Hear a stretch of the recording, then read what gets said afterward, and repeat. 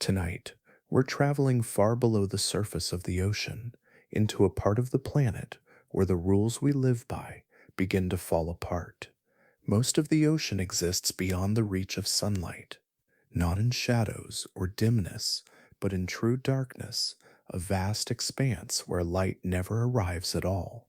And even in the upper layers, where sunlight still filters down, it does not behave the way we expect it to. The sea does not simply receive light, it changes it. As depth increases, vision itself begins to shift, not only for the animals that live there, but for the physical rules that govern what can be seen. The deeper the water becomes, the less familiar seeing feels. Shapes soften, contrast weakens, certainty fades. Sunlight, after all, is not a single thing. It is a mixture of many colors, each carried by its own wavelength. When that light enters the ocean, the water begins to separate them. Some colors travel farther, others are absorbed almost immediately. This happens slowly, predictably, without drama. The ocean strips color away one layer at a time, and the first color to vanish is red. Red fades while the water is still bright enough to swim through, while animals are still moving, hunting and hiding, while life continues as if nothing has changed. What looks vivid near the surface becomes muted below, then dark, then nearly impossible to see. And yet life does not pause. Down here, in a world where color no longer means what it once did, animals still survive. They still avoid predators. They still disappear from view. Some look shockingly bright when illuminated by cameras, almost glowing against the deep. Others appear exposed, obvious, impossible to miss. So if color disappears, what does camouflage even mean? How do you hide in a world where light behaves unpredictably? And why do so many deep sea animals appear obvious to us, yet remain unseen where they live? Tonight, we'll move deeper, not just through water, but into a world where the familiar language of color begins to lose its meaning. But before we continue, if you enjoy these calm, unhurried journeys through science, I'd be grateful if you gave this video a like or considered subscribing. And if you'd be so kind, let me know in the comments where you're listening from tonight and what time it is there. It's always comforting to see how far across the globe this peaceful exploration travels.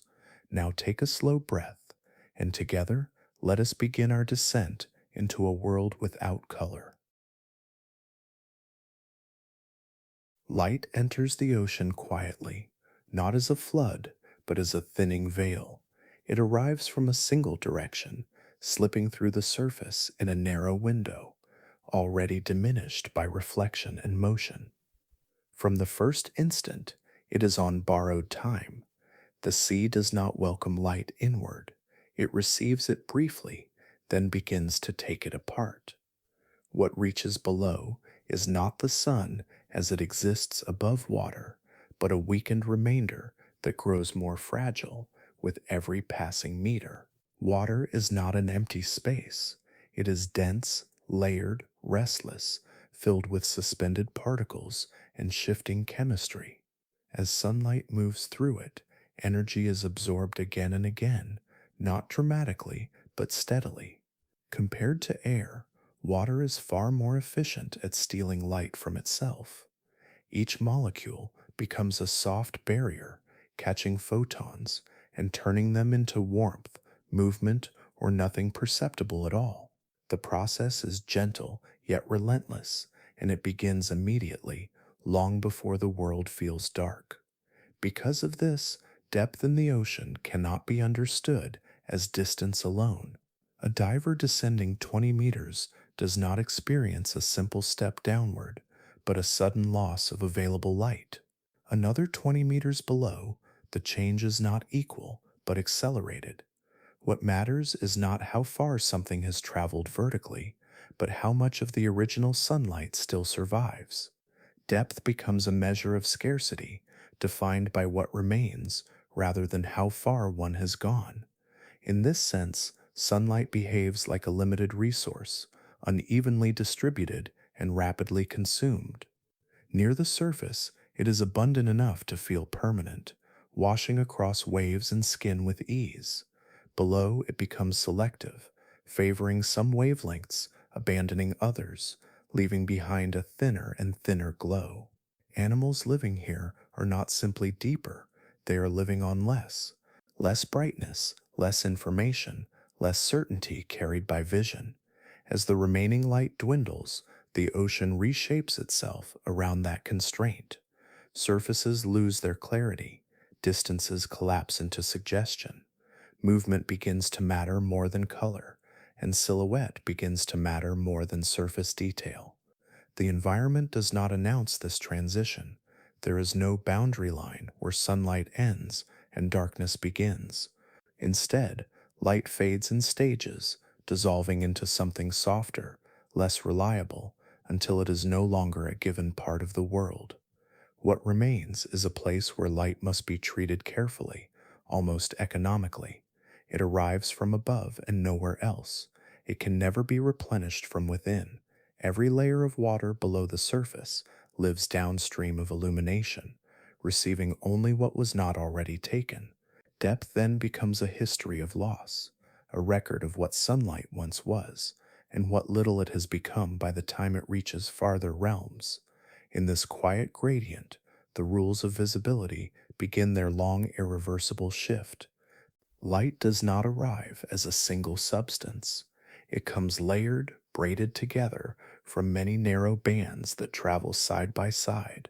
To the human eye above the sea, those bands merge into a familiar whiteness, steady and complete.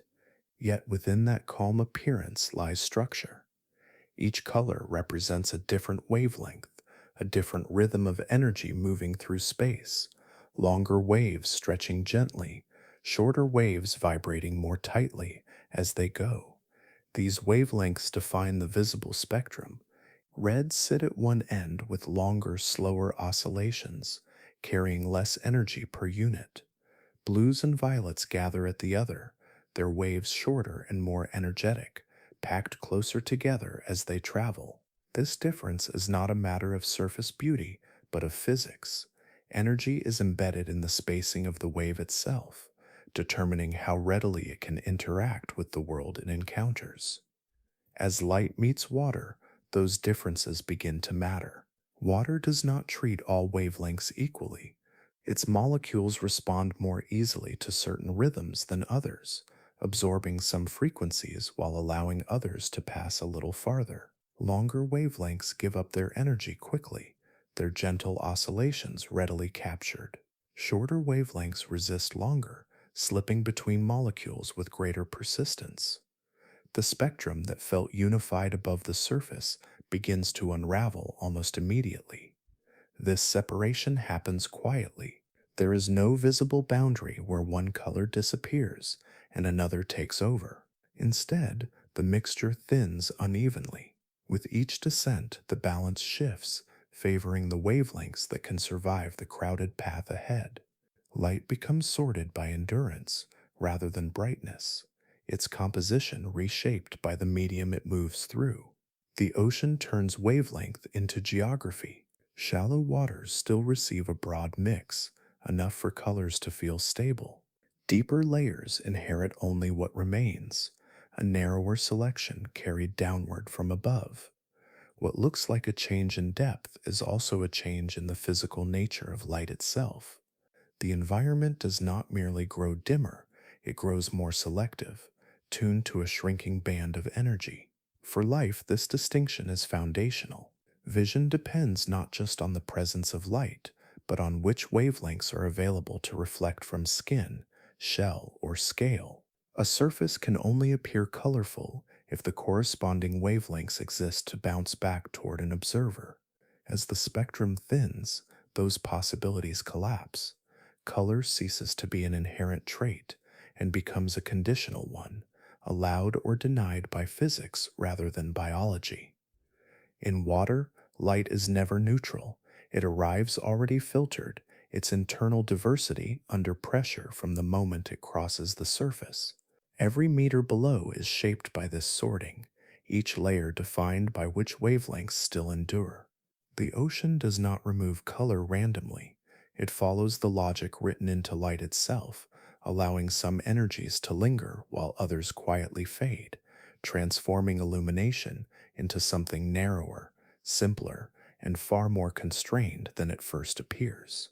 At first, the change is subtle enough to escape notice.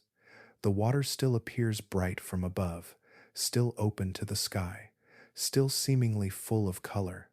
Yet even here, close to the surface, a quiet sorting has already begun.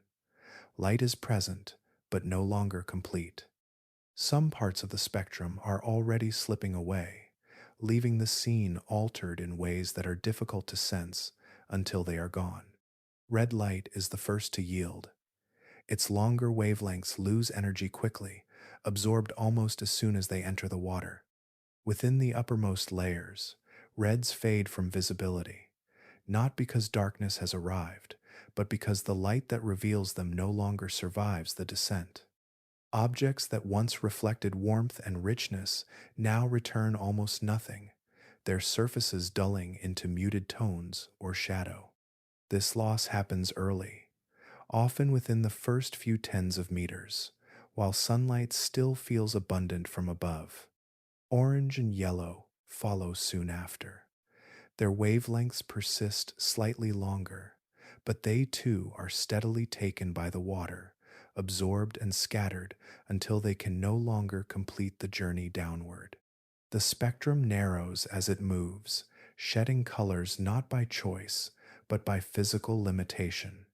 What remains is no longer the balanced light of the surface world, but a filtered version shaped by endurance. Green light holds on longer. Its wavelengths travel farther, slipping through the water with greater efficiency. In these middle layers, green becomes dominant, tinting the environment with an unfamiliar cast. This is not because green grows stronger, but because so many other colors have already vanished. The water appears alive with it for a time, as though the ocean has chosen a new palette, even though it is simply what remains. Blue light lasts the longest. Its short, energetic wavelengths penetrate deeper than any other part of the visible spectrum. Far below, where red has long been forgotten and yellow has dissolved into absence, blue still lingers. It carries the final traces of sunlight into regions that are otherwise beginning to slip toward darkness. Here, illumination is thin but persistent, enough to outline forms and motion, though little else. What matters is how early this sequence begins. The sorting of color does not wait for great depth.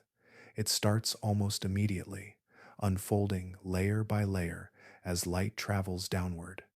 Within a surprisingly shallow distance, the spectrum has already been altered beyond recognition. The surface world, rich and varied, gives way to a narrower visual reality shaped by physics rather than preference. As the colors disappear in their fixed order, the ocean becomes a place where visibility is no longer intuitive. What looks vivid above may lose all presence below.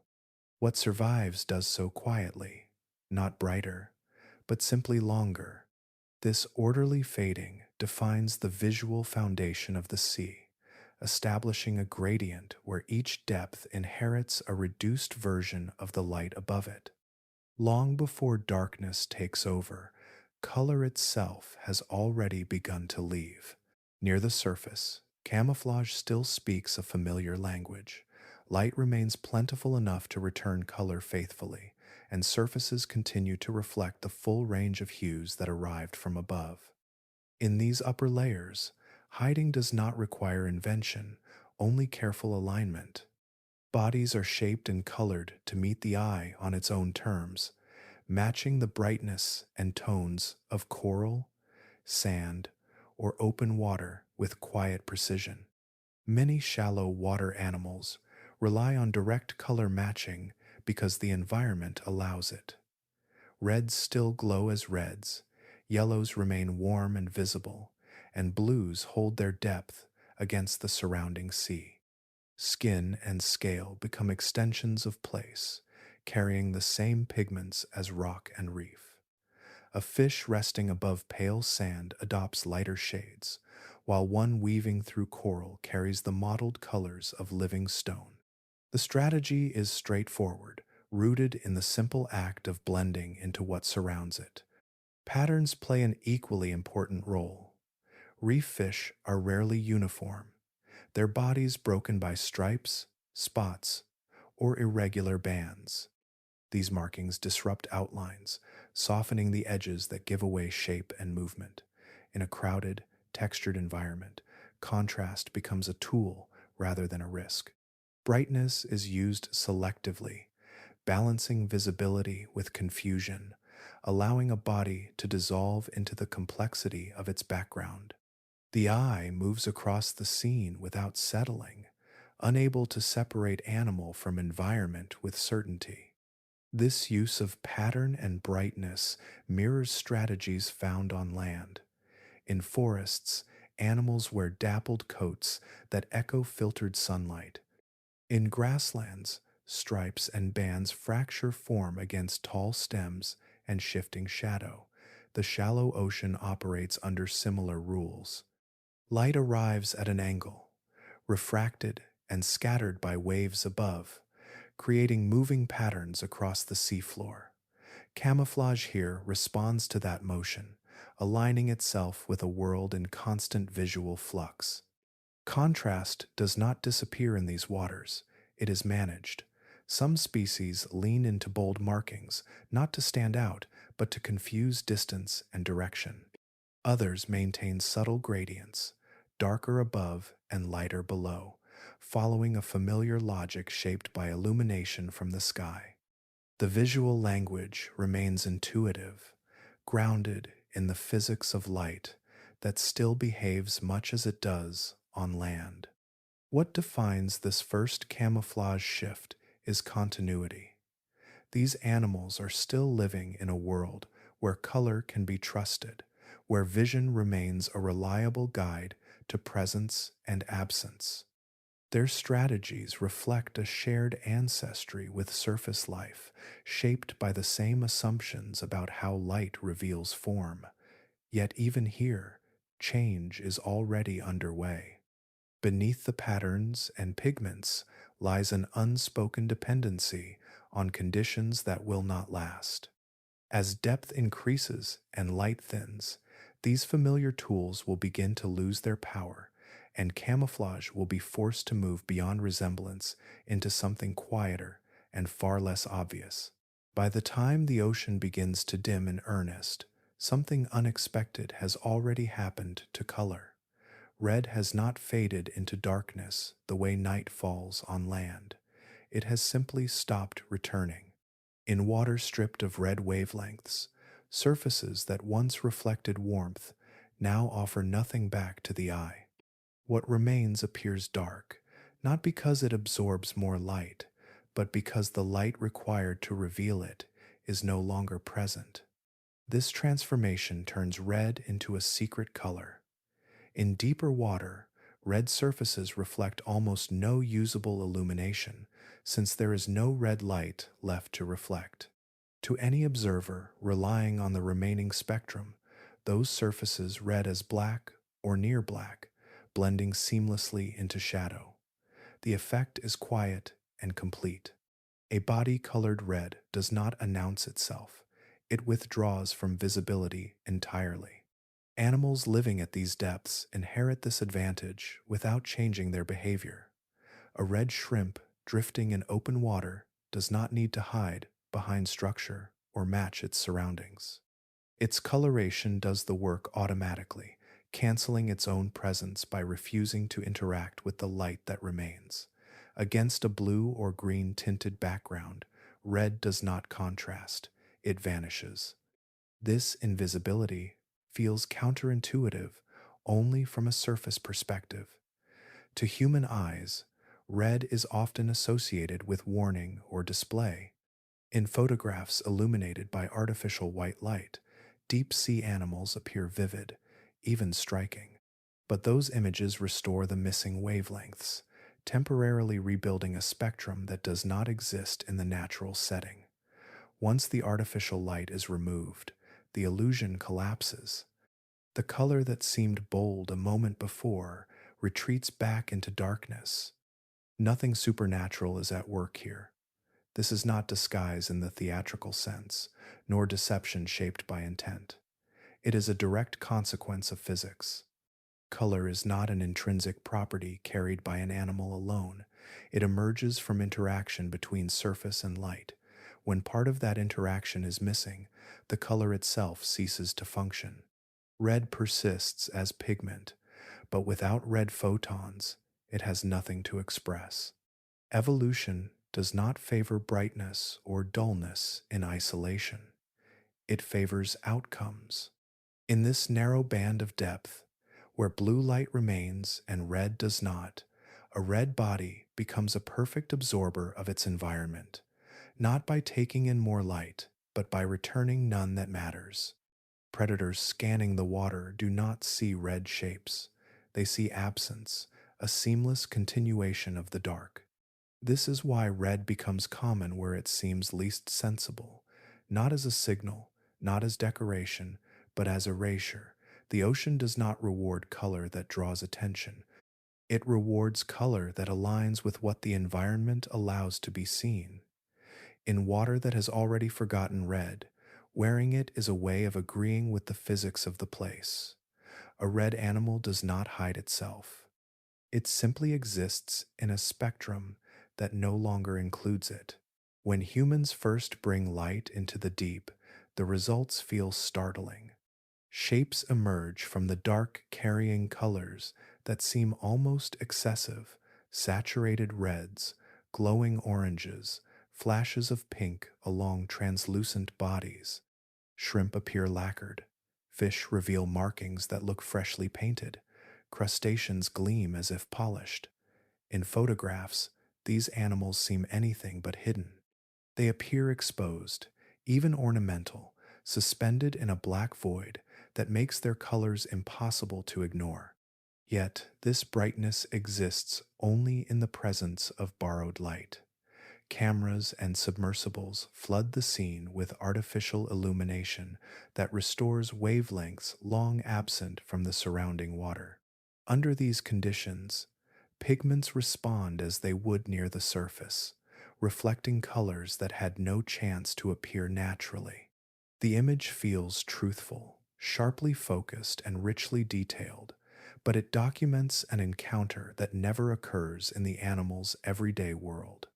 Without that added light, the same body dissolves into its surroundings. A shrimp that looked crimson seconds before becomes a vague silhouette. A fish that seemed boldly patterned loses its definition entirely. The environment does not change, only the source of illumination does.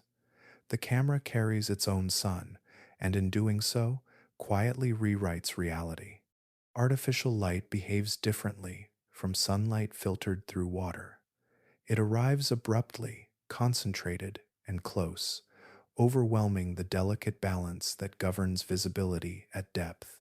It fills the scene from angles that never exist naturally, flattening shadows and exaggerating contrast.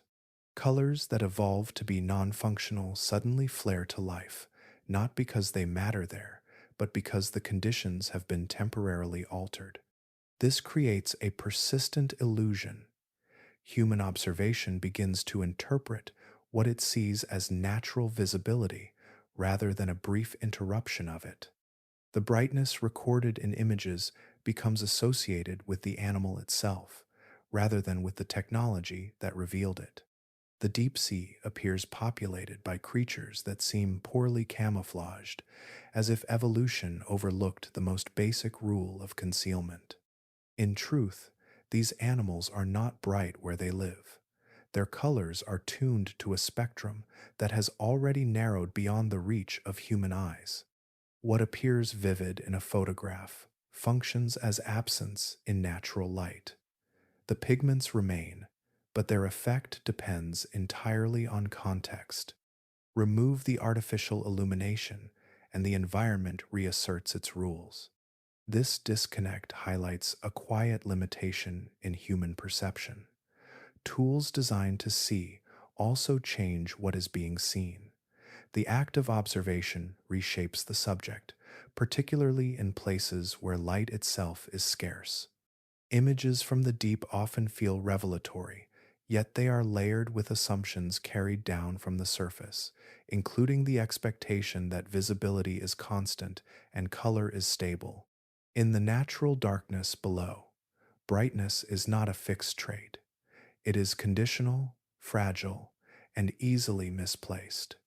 Animals that seem obvious in human records pass through their world unnoticed, their forms absorbed by water that filters meaning along with light. The deep ocean does not reward what stands out to us. It rewards what disappears when no one is watching. In the deeper layers of the ocean, red becomes common in a way that feels almost inverted. What once signaled warmth near the surface now functions as quiet absence. This shift is not aesthetic, and it is not accidental. It is the result of long exposure to an environment where visibility is narrowed by physics and survival depends on aligning with that limitation. Red pigmentation persists because it works. In water where red wavelengths no longer travel, red surfaces stop reflecting anything useful to the eye. They return no meaningful signal, blending seamlessly into the low-light environment. For predators and prey alike, this absence of reflection is protection. A red body does not need to match the background exactly. It simply avoids announcing itself within the spectrum that still exists. Over time, this advantage compounds. Individuals carrying red pigmentation are less detectable, and detection in the deep is often the difference between passing unnoticed and being intercepted. Natural selection does not favor what looks impressive under artificial light. It favors what avoids interaction altogether. Red survives because it makes bodies harder to resolve, reducing contrast against the surrounding water. This process reframes coloration as a tool rather than a message. Near the surface, color often communicates, warning, attracting, or blending through resemblance. At depth, those functions fall away. There is no audience for display, no guarantee that color will even be perceived. What remains is a quieter metric. Does this pigmentation increase the chance of remaining unseen? Does it reduce interaction with the limited light that persists? Red succeeds on both counts. The prevalence of red among deep-sea fish, shrimp, and crustaceans is therefore practical. These animals are not advertising themselves. They are opting out of the visual economy that governs shallower waters. Their coloration does not invite attention. It dissolves it.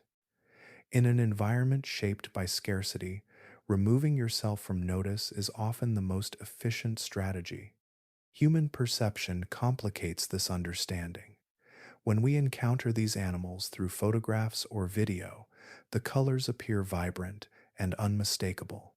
Our tools restore missing wavelengths and present a version of reality that never exists naturally. From this perspective, red looks conspicuous, even counterproductive. That judgment is rooted in conditions that the animals never experience. Camouflage is not an absolute quality carried by a body alone. It emerges from interaction between pigmentation, available light, and the sensory systems of observers. Change any one of these factors, and the outcome shifts. In the deep ocean, the environment dictates the terms. The remaining light favors strategies that withdraw rather than resemble, that erase rather than decorate. Red pigmentation persists because it agrees with that environment. It aligns with the physics of light loss and the biological need for invisibility. To human eyes, it may appear bold. In its native setting, it is silent. The ocean rewards this silence not as an exception, but as a rule. Long before the ocean becomes dark, it becomes uncertain. Light is still present, drifting down from above in thin amounts, but it no longer behaves as a reliable guide. Vision does not switch off like a lamp. It loosens its grip slowly, losing precision in small, almost unnoticed ways. What remains looks visible, yet carries less information with every passing meter. The first loss is not brightness, but contrast. Differences between light and shadow soften until boundaries blur. Objects that once stood apart from their surroundings begin to blend into the same muted range of tones. Edges lose definition, not because they are hidden, but because the visual system struggles to separate one surface from another. Shape remains, but it is less anchored, less certain. This erosion continues quietly. Texture fades before form. Fine details dissolve into smoothness, leaving only broad outlines behind. In this stage, the world is still illuminated, but poorly resolved. Movement can be seen, yet its source becomes harder to identify. A drifting animal and a drifting particle begin to share the same visual weight. The difference between body and background narrows until it depends on momentary cues. As contrast weakens, the burden on camouflage shifts. Matching color alone is no longer sufficient because color itself carries less authority. Visibility is now governed by outline, motion, and the way a body interrupts what little light remains. Camouflage must respond to these changes early, adjusting not to darkness, but to instability. Animals living in these layers adapt before the light is gone. They reduce sharp transitions across their bodies, smoothing gradients that might catch the eye. Some adopt translucent tissues that allow light to pass through rather than reflect. Others rely on irregular textures that scatter illumination instead of returning it cleanly. These strategies emerge not at the edge of darkness, but within light that has already become unreliable. The gradual failure of vision reshapes behavior as well. Stillness gains value as motion becomes more visible than form. Slow drifting replaces directed swimming. Sudden changes draw attention in a world where continuous shapes no longer do. Energy, conservation, and concealment begin to overlap, each reinforcing the other. This early adaptation matters because waiting for darkness is too late. By the time light disappears entirely, the conditions that favor subtle camouflage have long been in place. Evolution responds to pressure where it first appears, not where it becomes obvious. The animals that survive are those prepared for diminishing clarity, not absolute absence. In these mid-depths, vision is compromised but not gone. It lingers in a reduced state, capable of detecting presence without fully resolving it. Camouflage evolves within this ambiguity, shaped by the fading reliability of sight rather than its total loss. The ocean teaches its inhabitants to adjust early, long before the last traces of light finally slip away. As light thins and color loses its authority, another solution quietly takes shape. Instead of absorbing or reflecting what remains, some bodies begin to let it pass straight through. Transparency emerges not as an absence, but as a deliberate strategy, one that sidesteps the problem of color altogether.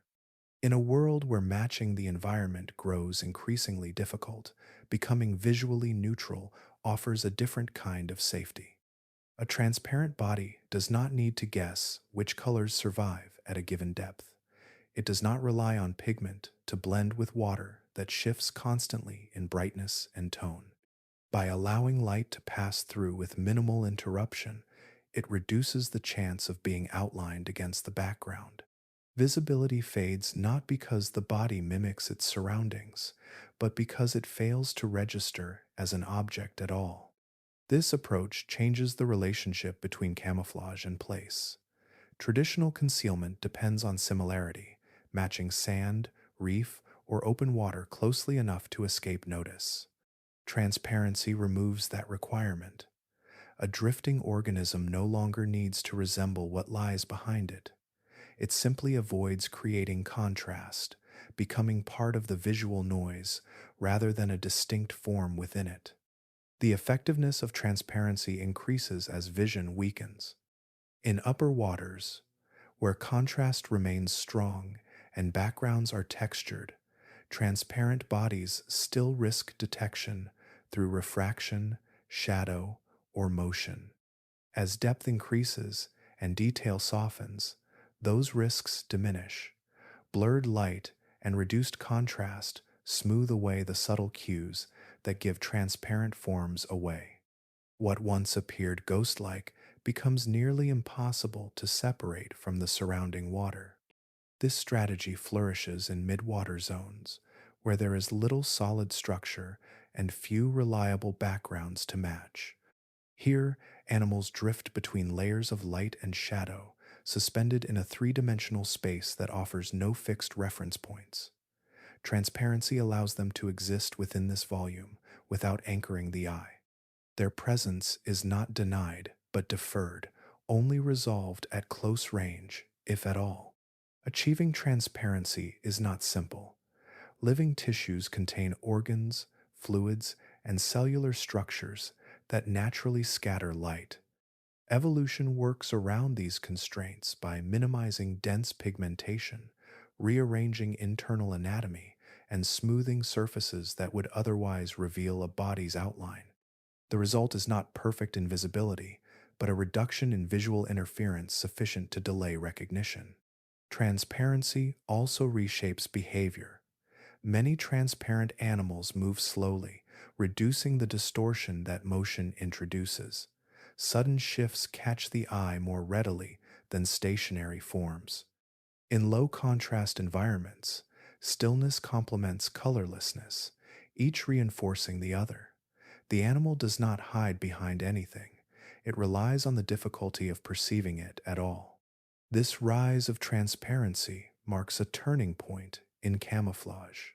It reflects a shift away from surface assumptions about visibility, acknowledging that matching an environment is less effective when the environment itself lacks definition. In water where light is scarce and unreliable, disappearing does not require darkness. It requires restraint, allowing the remaining light to pass unclaimed, leaving nothing solid for vision to hold on to. In the thinning light, where transparency flourishes, its limits begin to show. Passing light through a body reduces presence, but it does not erase it entirely. Living forms are complex, layered with structures that cannot simply vanish. Even when color retreats and outlines soften, small betrayals remain, subtle signals that something solid occupies the water. Internal organs are one of these compromises.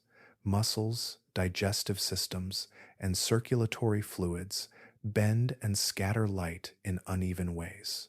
Their density disrupts the smooth passage transparency depends upon.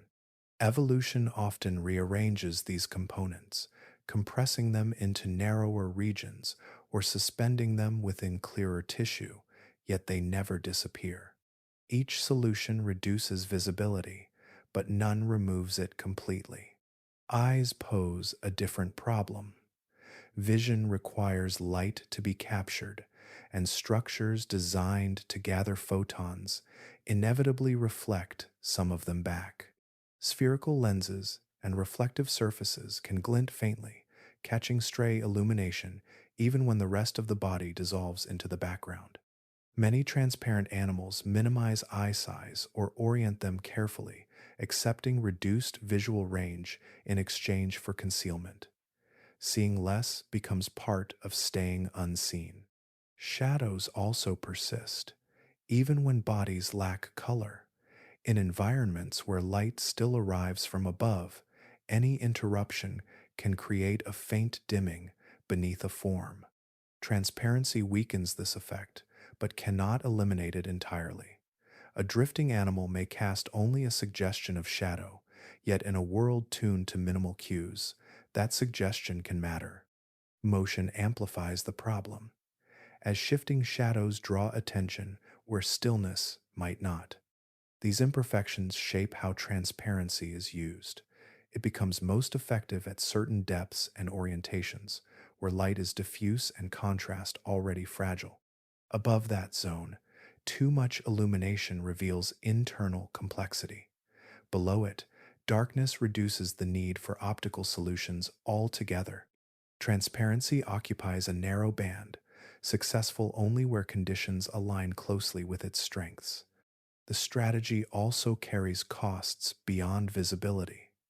Maintaining clear tissues can be metabolically demanding, requiring precise control over cellular structure and fluid balance. Reduced pigmentation can leave animals more vulnerable to other pressures, such as ultraviolet exposure in higher waters or mechanical damage. Adjustments made to minimize reflection may limit strength or speed. Each advantage is balanced against a corresponding constraint. Evolution navigates these trade-offs without aiming for perfection. It favors outcomes that improve survival relative to alternatives, not ideal invisibility. For some species, partial transparency paired with slow movement and careful positioning is sufficient. For others, the limitations outweigh the benefits, leading to different solutions that rely on darkness, pigmentation, or behavior instead. The problem with being invisible is not failure, but compromise. Transparency does not erase an animal from existence. It narrows the window in which it can be detected. In the deepening ocean, that narrowing is often enough. Life persists not by vanishing completely, but by aligning closely with what perception can no longer resolve, accepting small betrayals in exchange for longer moments of quiet passage through the water. As color slips out of usefulness, camouflage turns tactile. The ocean begins to favor surfaces and edges over pigments, rewarding bodies that interrupt perception through form rather than hue. What matters now is not what light returns, but how a shape is read against motion and depth. Texture, contour, and outline take over the work once done by color. Silhouettes become the primary signal. In thinning light, an intact outline carries more weight than any surface detail. A smooth, continuous shape stands apart even when it carries no color at all. To counter this, many animals evolve broken profiles, irregular margins that refuse to resolve into a single form. Fins fray into filaments. Bodies taper, bulge, or compress in ways that complicate perception. The eye searches for closure and fails to find it. Texture reinforces this effect. Roughened surfaces scatter what little light remains, preventing clean reflections that would trace a body's boundaries. Soft spines, feathery appendages, and uneven skins blur the transition between animal and water. Instead of presenting a clear surface, these bodies dissolve into gradients of density and motion, indistinguishable from the material drifting around them. In these depths, the ocean is never truly empty. Particles descend continuously from above, fragments of organic matter, shed cells, mineral grains, and microscopic life. This constant fall creates a visual field filled with slow movement and irregular shapes. Some animals lean fully into this background, shaping themselves to resemble what already fills the water. They do not hide from debris. They become part of it. Gelatinous creatures drift with minimal structure, their bodies yielding to currents rather than resisting them. Others adopt thread-like forms, elongated and fragmented, echoing the shape of sinking strands. Still others carry lobes and flaps that sway gently, matching the rhythm of the surrounding particles. In this environment, resemblance is not about matching a surface, but matching a behavior. Breaking up the silhouette matters more than erasing it. A body that cannot be cleanly outlined is difficult to track, even if it is faintly visible. Predators relying on limited contrast lose confidence, unsure where one object ends and another begins. Camouflage shifts from concealment to confusion, exploiting the brain's reliance on coherent shape. These strategies require patience. Sudden movement restores definition, briefly reassembling the outline that texture worked to dissolve. Many of these animals move slowly, or not at all, allowing currents to carry them along the same paths as inert matter. Motion becomes shared rather than directed, reducing distinction between life and background. Camouflage without color reflects a deeper adaptation. It accepts that light will continue to fail and builds defenses that do not depend on it.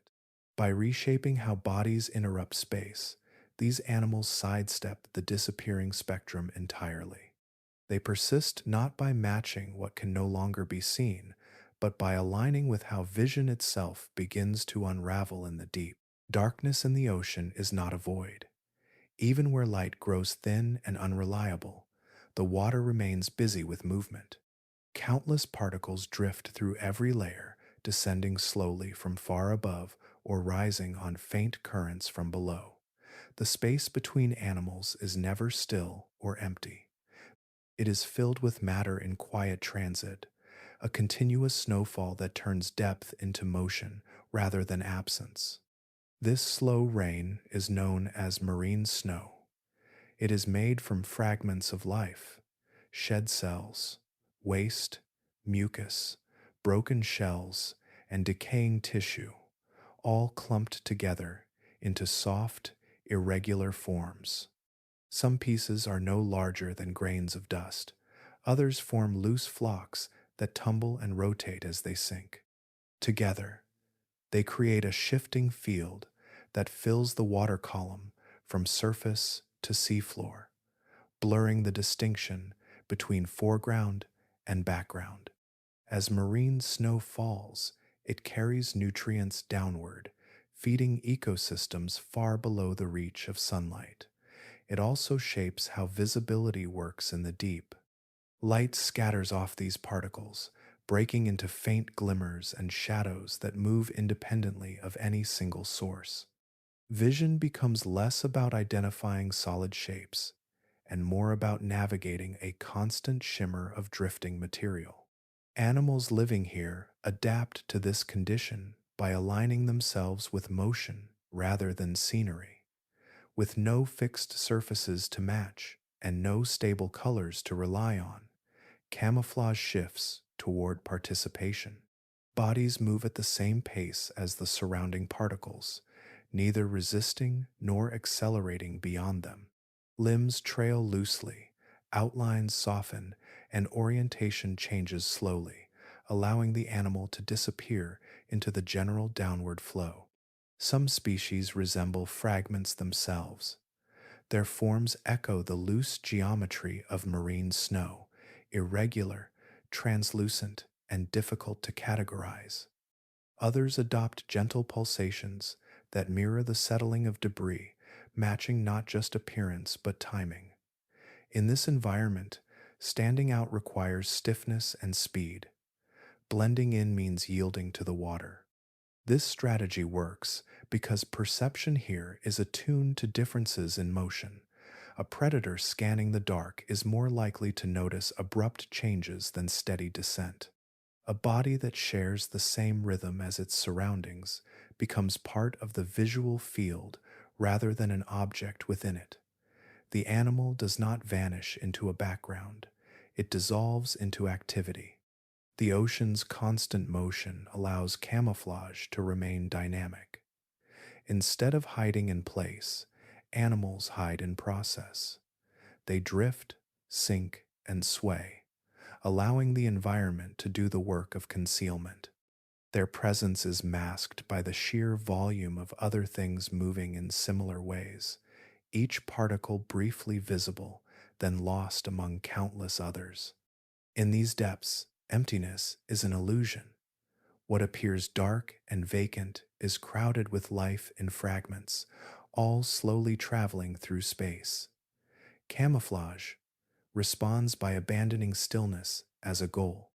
It embraces movement that is shared, continuous, and unremarkable. In water that never stops carrying things from one place to another, the safest way to exist is to become just another piece of what is already falling. In the deeper ocean, speed loses its advantage. Movement becomes costly, not only in energy but in visibility. Where light is scarce and contrast already fragile, even small motions ripple outward through perception.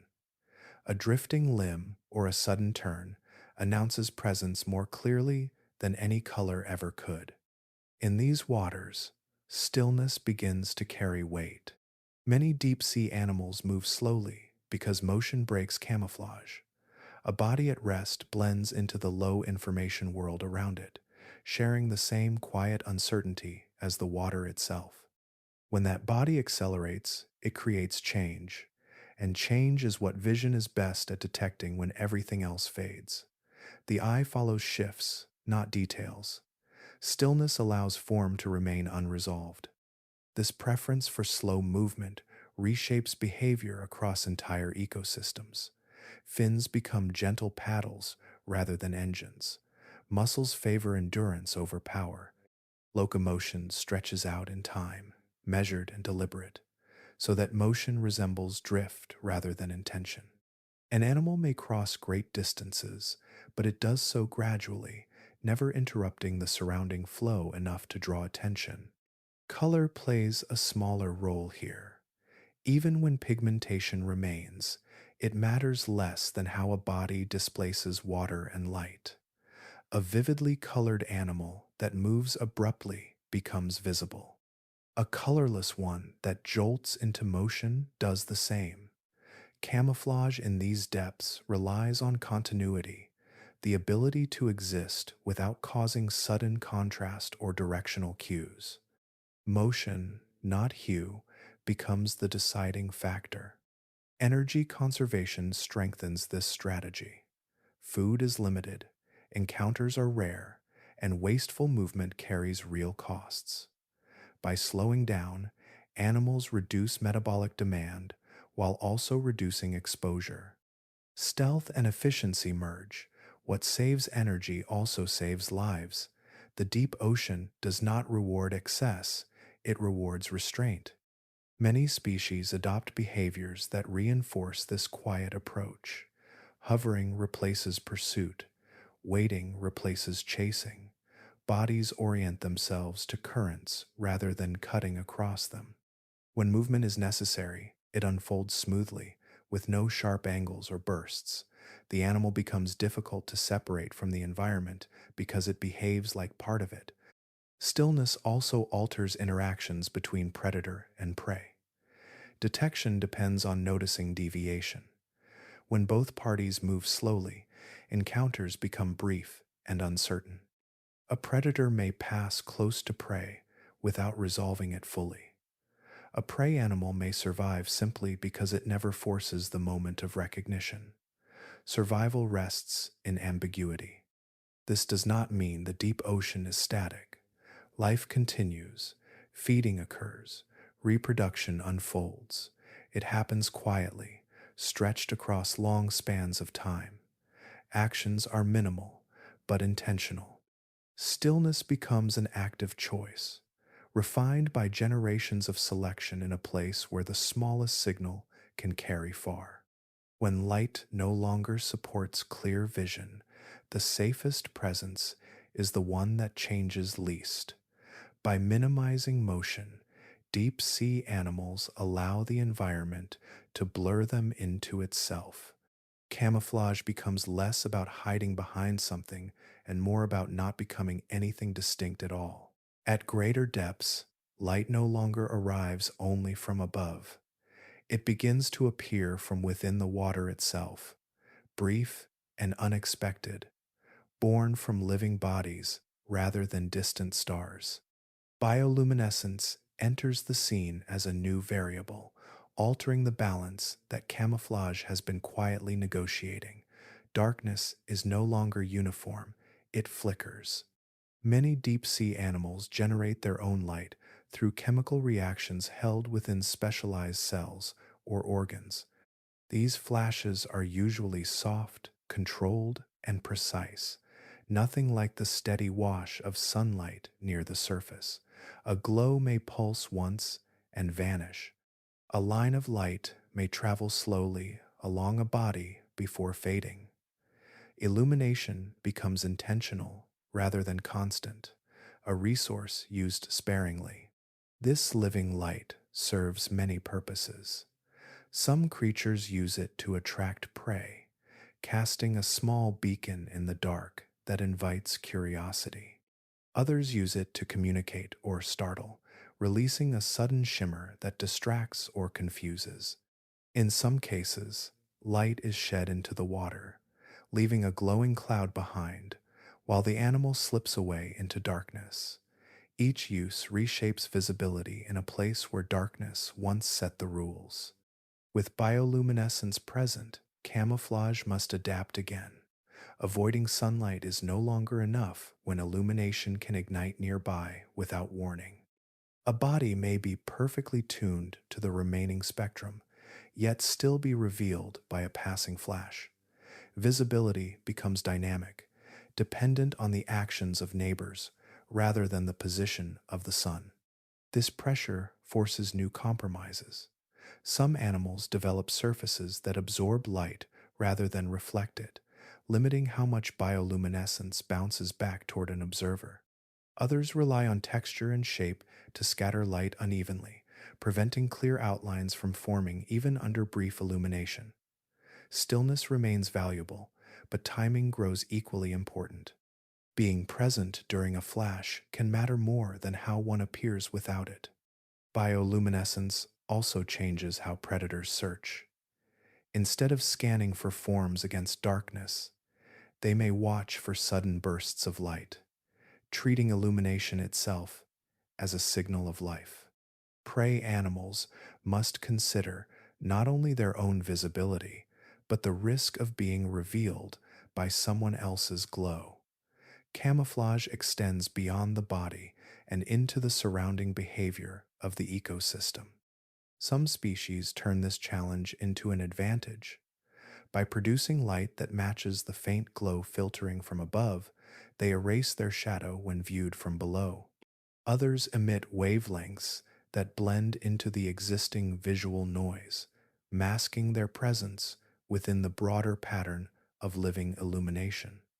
Light becomes something to hide within rather than avoid entirely. The introduction of bioluminescence marks a shift from passive to interactive camouflage. The environment no longer provides light alone. Life participates in shaping it. Every glow creates new contrasts and new blind spots. Animals adapt not to a stable backdrop, but to a field that can change in an instant. In this deeper realm, camouflage is no longer just about disappearing. It is about navigating a world where light itself is alive, appearing and vanishing with intention. Survival depends on understanding not only how to remain unseen in darkness, but how to persist amid sudden, fleeting brightness that belongs to living things. Below the reach of steady sunlight, a body moving through water still leaves a trace. Even faint light from above can outline a silhouette, turning an animal into a dark shape against a dim glow. From beneath, that shadow becomes the clearest signal of presence. Counterillumination emerges as a response to this problem, a strategy that does not remove light, but replaces it. Some animals produce light along their undersides, emitting a gentle glow that matches the faint illumination filtering down from above. This light is not meant to shine outward or draw attention. It is calibrated, soft, and controlled, just enough to fill in the darkness beneath the body. When done precisely, it erases the shadow that would otherwise give the animal away. The effect depends on balance. Too much light, and the body becomes a beacon. Too little, and the shadow remains visible. Successful counterillumination requires constant adjustment, tuning brightness to the changing conditions of depth, time, and water clarity. Many species regulate their light output moment by moment, brightening or dimming as the surrounding glow shifts. The animal becomes an active participant in managing how it appears, even when seen from below. This technique works because of how vision operates in low light. Observers beneath are attuned to contrast, scanning for dark interruptions against a brighter field. By filling that interruption with matching light, the animal blends into the background glow rather than standing apart from it. The body remains present, but unresolved, flattened into the same visual plane as the water above. Counterillumination does not remove form entirely. It narrows the conditions under which form can be detected. Viewed from the side or above, the strategy offers little protection. It is directional, designed specifically for encounters that occur along a vertical axis. In the open water, where threats often approach from below, this directionality matters. Depth determines whether counterillumination can function at all. In shallow waters, ambient light is too strong and complex for artificial glow to match. Shadows are sharp, and the visual field changes rapidly with waves and surface movement. Deeper down, where sunlight has weakened but not vanished, the remaining glow becomes predictable enough to imitate. Here, counterillumination finds its narrow window of effectiveness. Below this zone, darkness deepens to the point where there is no background light to cancel. Emitting light under these conditions would only reveal the animal's position. Counterillumination depends on contrast. Without a faint glow above to erase against, the strategy loses meaning. Its usefulness is confined to a specific range, neither too bright nor fully dark. This reliance on precision introduces cost. Producing light requires energy and specialized organs. Maintaining balance demands constant sensory feedback, yet the benefit is profound. In that narrow band of depth, counterillumination allows animals to move freely without carrying a shadow, transforming light from a threat into a shield. Hiding with light feels counterintuitive only from the surface. In the open ocean, where shadows speak louder than color, matching the sky below becomes a quiet way to disappear. In the dim layers where light is fragile, the act of seeing carries its own risk. Eyes, built to gather even the faintest traces of illumination, can betray the bodies they serve. Their curved surfaces and reflective tissues catch stray light and return it, creating a subtle glimmer that interrupts the darkness. In a world tuned to minimal signals, that brief reflection can reveal more than an entire body held still. The problem lies in how eyes work.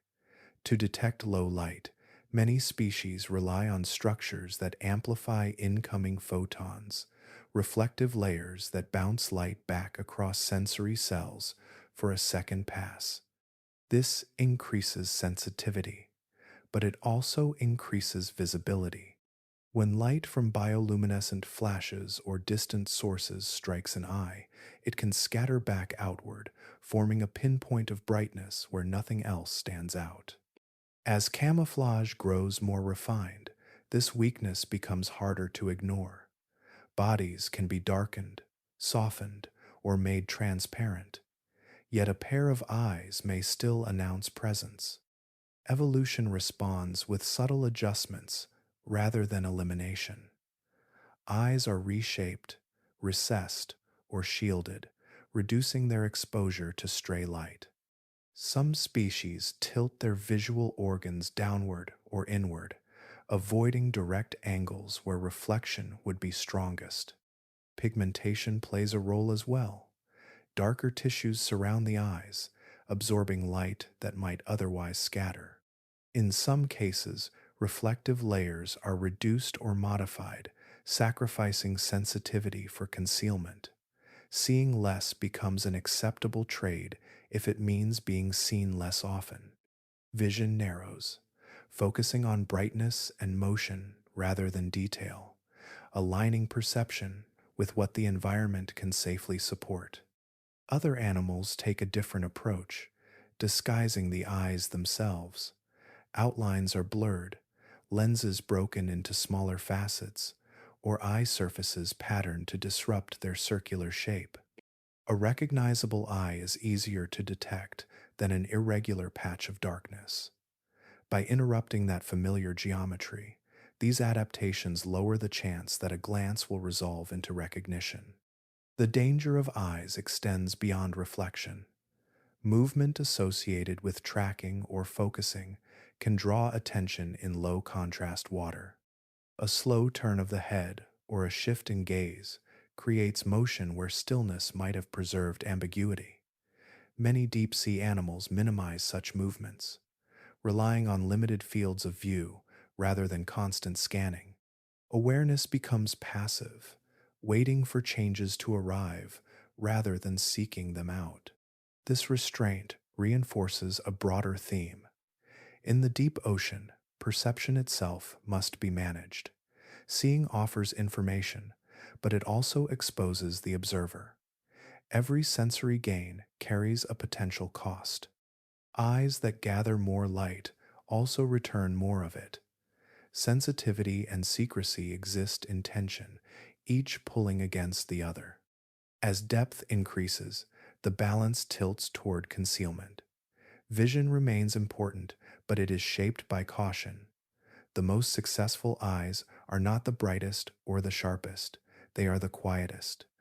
In a place where the smallest reflection can give everything away, even the tools meant to reveal the world must learn to disappear within it. As depth increases, vision becomes simpler rather than sharper. The spectrum that once offered variety collapses into gradations of light and dark, and many animals adapt by letting color go entirely. What remains is not blindness, but a narrowed way of seeing, tuned to brightness rather than hue. The world resolves into intensity, contrast, and motion, stripped of the distinctions that once separated red from blue. This shift is rooted in the structure of the eye itself. In the deep sea, vision is often dominated by rod cells, photoreceptors specialized for low light sensitivity. Rods respond to small amounts of illumination, allowing animals to detect presence where cones would fail. Cones, which enable color discrimination near the surface, require more light to function effectively. As illumination fades, cones offer diminishing returns. Rods take over. Rod-dominated vision excels at detecting faint signals. It gathers light over time, amplifying subtle differences in brightness that might otherwise disappear. Shapes emerge as silhouettes. Movement becomes a change in intensity rather than a colored form crossing a background. This system favors survival in dim environments, even though it sacrifices the richness of color entirely. With color perception reduced or absent, camouflage shifts accordingly. Pigments that once served to match or disrupt colorful surroundings lose relevance. A red pattern and a blue one may look identical when translated into grayscale. What matters instead is how much light a surface reflects or absorbs. Dark bodies blend into shadow. Pale or translucent ones soften into the surrounding glow. Colorful camouflage no longer communicates anything useful. This transformation explains why many deep-sea animals appear monochromatic when viewed under natural conditions. Their skins may still carry pigments, but those pigments do not translate into visual signals that matter to their observers. In a brightness-based world, contrast rules. Edges, shadows, and changes in luminance define what is noticed. Rod-dominated vision also alters behavior. Because this system responds best to movement, sudden changes stand out more than steady forms. Slow drifting remains effective camouflage, while abrupt motion risks detection. Animals adapt by aligning their actions with the limits of perception around them, reducing the chance that brightness shifts will draw attention. The disappearance of color vision simplifies interactions. Displays meant to attract or warn through hue become ineffective. Communication, where it exists, relies on light emission, vibration, or chemical cues instead. Camouflage, likewise, becomes an exercise in managing brightness rather than designing patterns. Bodies evolve to minimize reflectivity or to scatter light unevenly, preventing clean silhouettes from forming. This narrowing of vision is not a loss, but a refinement. It reflects an environment that no longer supports complexity in illumination. The deep ocean does not reward seeing more, it rewards seeing enough. By surrendering color, these animals align perception with reality as it exists around them. In this muted world, camouflage follows vision. As eyes stop asking what color something is, bodies stop answering. The visual conversation between predator and prey becomes quieter, reduced to light and shadow, motion and stillness. Color fades from relevance, not by disappearing from bodies, but by leaving perception behind. Change in the deep ocean rarely arrives all at once. It accumulates slowly, shaped by countless encounters that end without witnesses. Predator and prey meet in low light, under uncertain conditions, and each interaction leaves a faint evolutionary trace.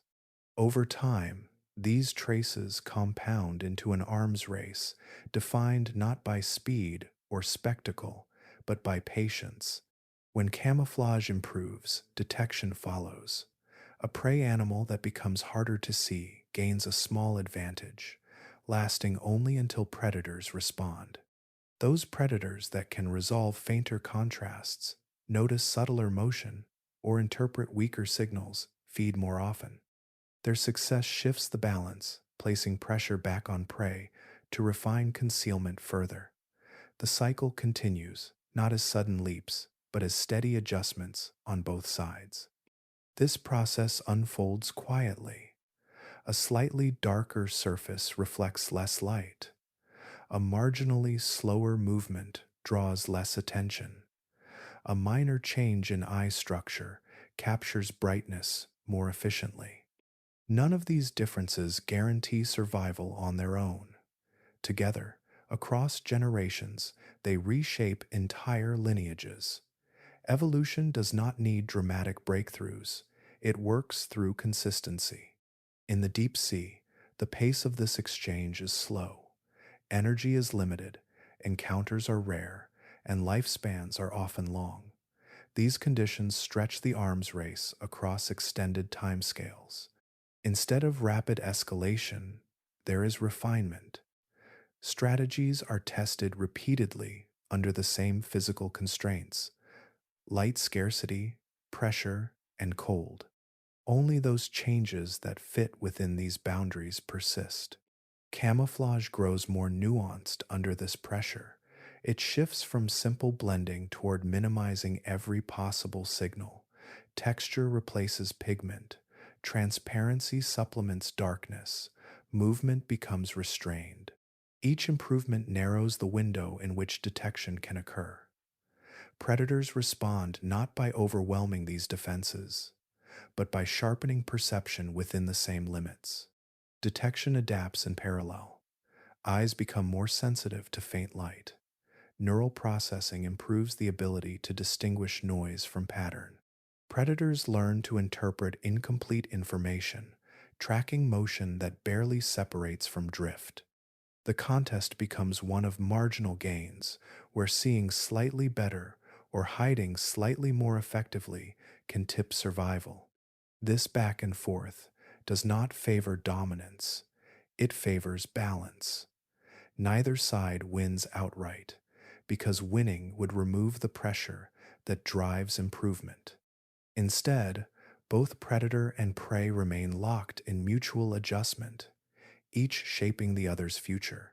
The deep ocean preserves this balance by slowing everything down, enforcing limits that prevent runaway escalation. Over long spans of time, these pressures produce ecosystems defined by subtlety. Nothing is built for speed alone. Nothing is optimized for visibility. Life here exists in gradients of detectability, always close to disappearing, always close to being found. The arms race does not end, but it never explodes. What emerges is a landscape shaped by quiet competition. Camouflage and detection advance together, step by careful step, guided by the same physical laws. In the deep sea, evolution does not shout. It whispers across millions of years, refining survival through steady, patient pressure that never needs to be seen to be felt. Patterns begin to matter when color no longer holds. As pigments lose their authority, surfaces take on new responsibilities, shaping how bodies are read in space. Stripes, spots, mottled patches, and uneven bands spread across skin and scale, not for decoration, but for distortion. These markings do not announce presence, they interfere with it. In dim water, vision relies on contrast and edge detection. A smooth, uniformly shaded body offers a clear outline, an uninterrupted signal that can be tracked even when color is gone. Patterns break that signal apart. A stripe slices across a form, interrupting continuity. A cluster of spots fragments the surface into competing points of attention.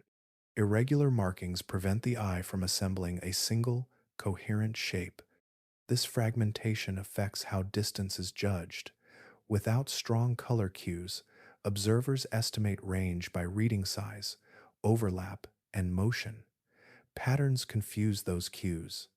A striped body can appear shorter or longer than it is, depending on orientation.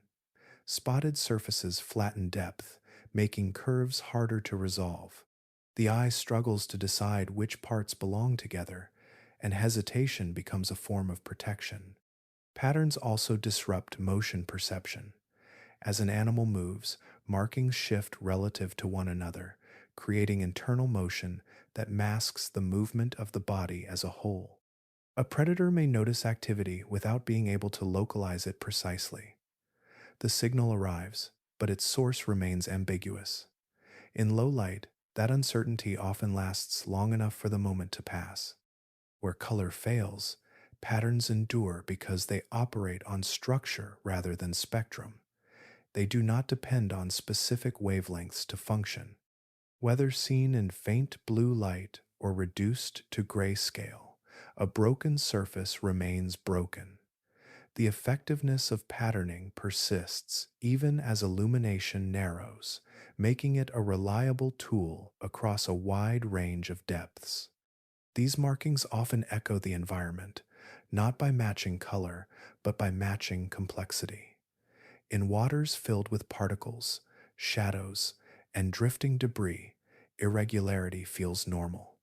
A patterned body does not stand out because the background itself is patterned by motion and noise. The animal blends into a field of visual interruption, becoming one more unresolved form among many. Patterns also allow flexibility.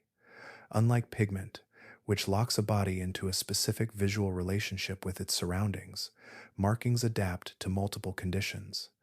A striped fish may appear disruptive against open water, shadowed beneath a faint glow, or broken against a textured field of drifting matter. The same surface serves different purposes as conditions change. Evolution favors this versatility. In an environment where light degrades gradually rather than disappearing at once, strategies that remain effective across transitions gain value. Patterns do not require perfect alignment. They function through interference, not resemblance. This makes them resilient as depth increases and visual rules continue to shift. As the ocean descends into dimness, camouflage becomes less about copying the world and more about confusing it. Patterns replace pigment because they speak the language of impaired vision. They survive not by matching what can no longer be seen, but by disrupting how seeing itself works. Visibility in the deep ocean depends on where the observer is placed. A body may appear obvious from one direction and nearly absent from another. This instability turns camouflage into a three-dimensional problem, where hiding is not about erasing form everywhere, but about disappearing along the most dangerous lines of sight. Angle becomes as important as appearance. Light in the ocean rarely fills space evenly. It arrives from above or from isolated flashes within the water, leaving large regions unevenly lit.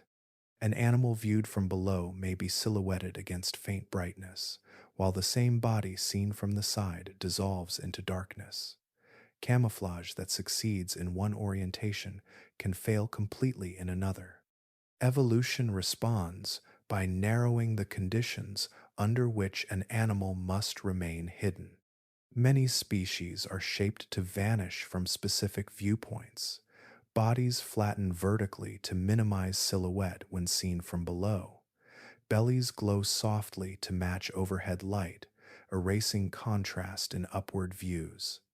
From the side, those same bodies present thin profiles, reducing the surface area that can interrupt the surrounding darkness.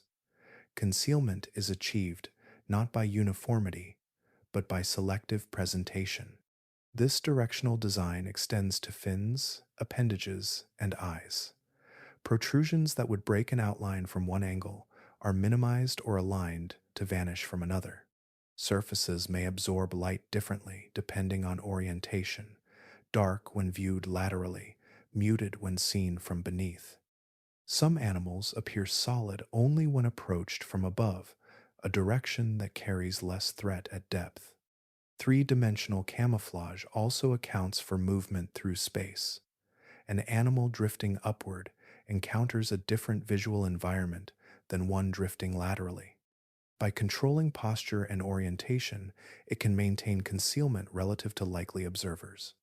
Motion becomes coordinated with body design, ensuring that vulnerable angles are minimized during travel. This approach reflects a shift away from surface assumptions about camouflage. On land, visibility is often treated as uniform, with observers spread across the same plane. In the ocean, encounters happen from above, below, and every direction in between.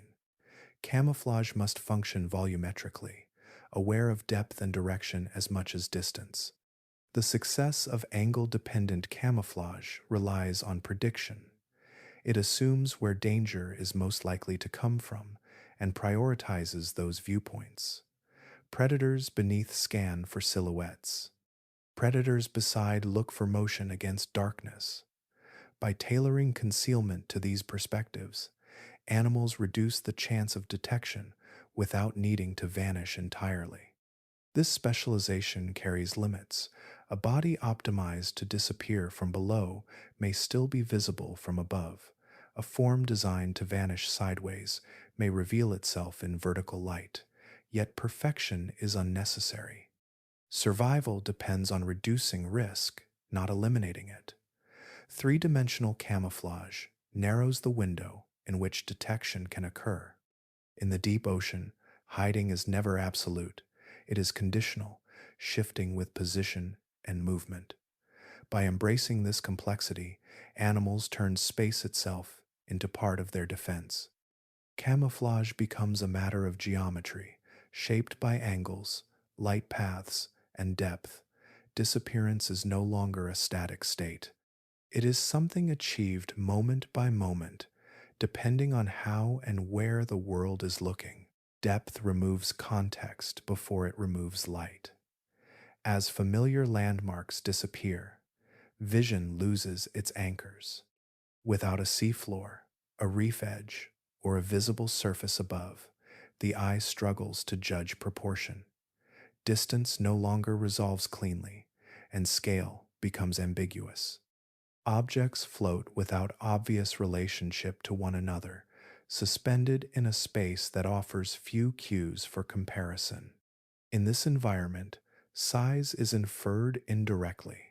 On land or near the surface, the brain relies on known references, trees, rocks, shadows, to calibrate how large something is and how far away it might be. In open water, those references fade. A small animal nearby can resemble a large one farther off. A slow movement can suggest bulk where there is none. Perception fills gaps with assumption, and those assumptions are easily misled. Many deep sea animals evolve to take advantage of this uncertainty. Bodies stretch or compress in ways that obscure true dimensions. Elongated forms appear larger than they are when seen head on, while flattened ones seem smaller when viewed from the side. Thin appendages extend outward, suggesting greater reach and mass without requiring more tissue. The silhouette becomes a suggestion rather than a measurement. Some species amplify this effect through posture. By orienting vertically or angling slightly away from an observer, they alter how much of their body is visible at once. This changes apparent size without changing actual size. Others rely on spacing, keeping distance just long enough that scale remains unresolved. The observer detects presence but cannot confidently judge threat or opportunity. Camouflage intersects with this distortion in subtle ways. Patterns that break up outlines also break up scale. A series of spots can be read as many small features or as parts of a single large form, depending on distance and light. Irregular bands interrupt continuity, preventing the eye from tracing the full length of a body. What cannot be traced cannot be measured. Motion contributes as well. Slow, drifting movement offers fewer temporal cues for size estimation. Rapid acceleration or abrupt turns reveal mass through inertia. By avoiding such signals, animals preserve ambiguity. The body exists without committing to a clear physical identity, neither clearly large nor clearly small.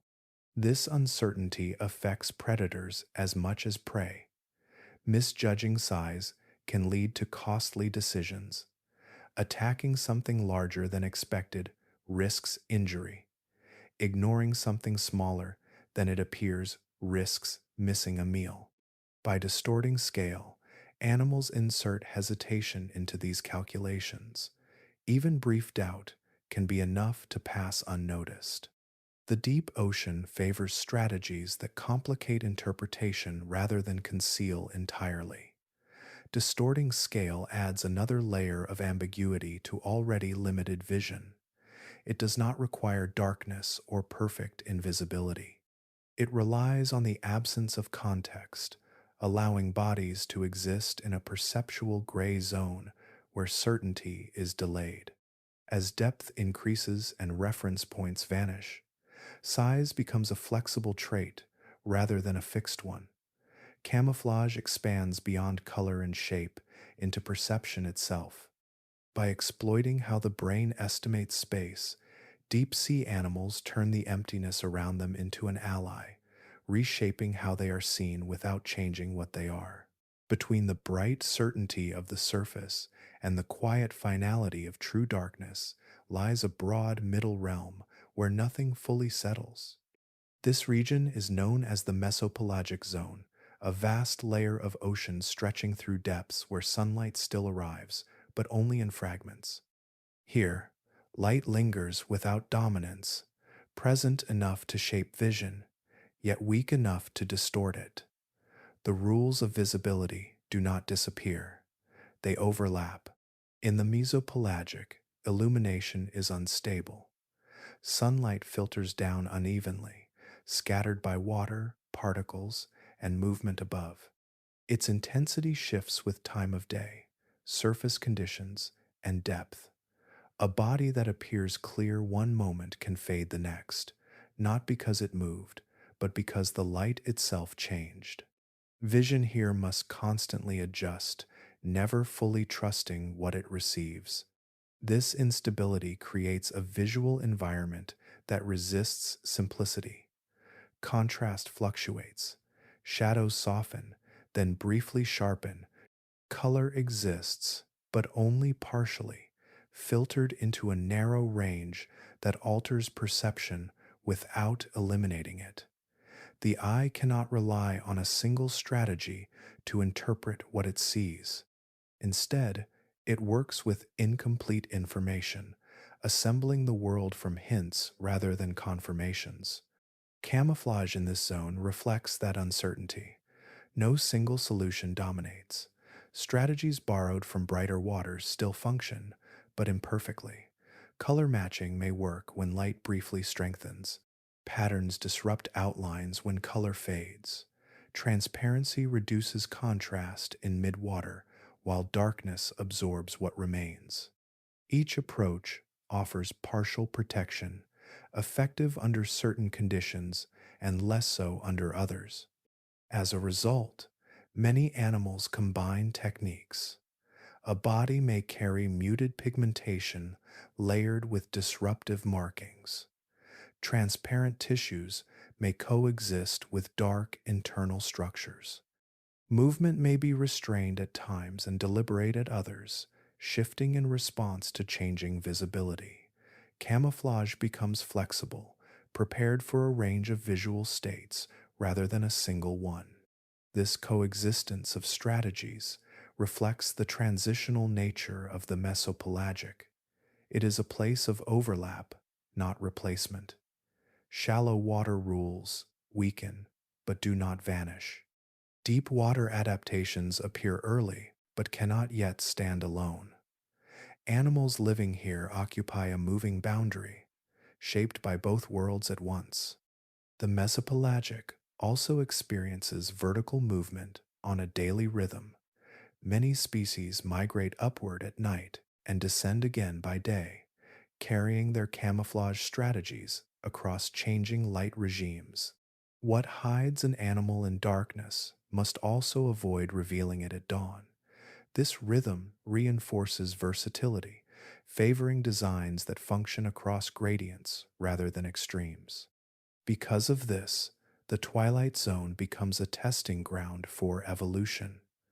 Adaptations emerge here before they are perfected deeper down.